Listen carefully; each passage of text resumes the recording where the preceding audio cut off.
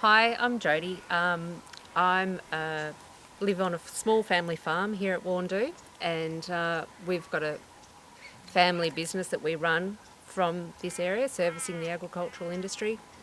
My husband's got spreader trucks and heavy vehicles that he carts super and fertiliser around on. So how So, important is your physical and emotional health and well-being to your family? How can you link what you've so just said as there? far as I guess my well-being here on the farm, I find it really important that I get off farm occasionally, get out and see other people occasionally, and also make time for some physical activity and downtime just for me. It's very easy to get caught up in being really busy, getting the job done, getting the next task taken care of, but it's also important to stop. How important is your health? With my health, I find if I'm not feeling right, everyone feels it. It's really important to look after yourself as well as everybody else around you. As wives and mothers, you tend to be the primary carer for everybody, and it's really important to look after you too. Have you ever had any health checks? A few years ago, we went to Sheep Pension, and our friend Tam was working the site there at Sheep Pension for Farmer Health.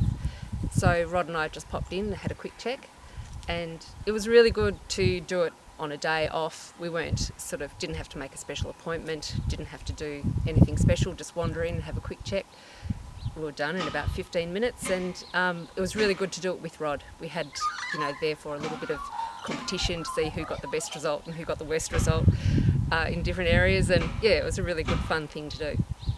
Did you have any health concerns highlighted?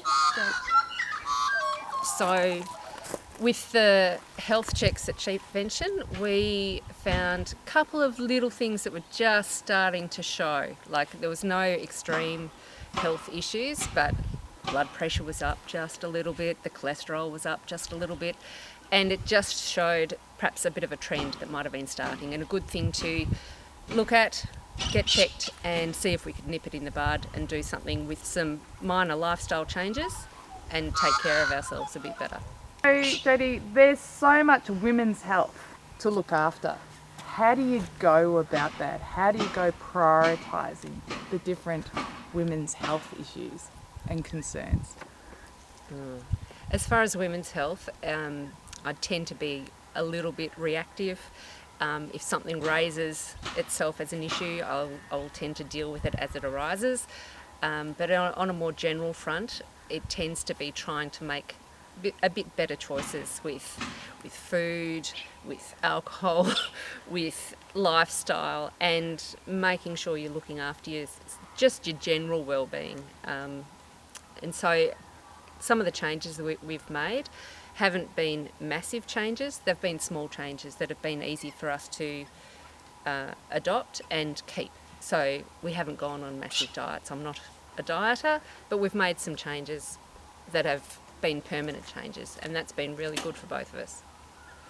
What do you think one of your biggest challenges is as a wife, as a mother, as a business owner? I think as a woman working in agriculture, there's a lot of balls to keep in the air. You are the primary carer, you are in charge of making sure there's food in the cupboard, you have one or two hats that you wear as far as work. So it might be on the farm, it might be off the farm, and I feel like I do all of these things, but not always as well as they could be done. And that's got to be okay. You've got to be able to give yourself a bit of a pat on the back just for getting the job done sometimes.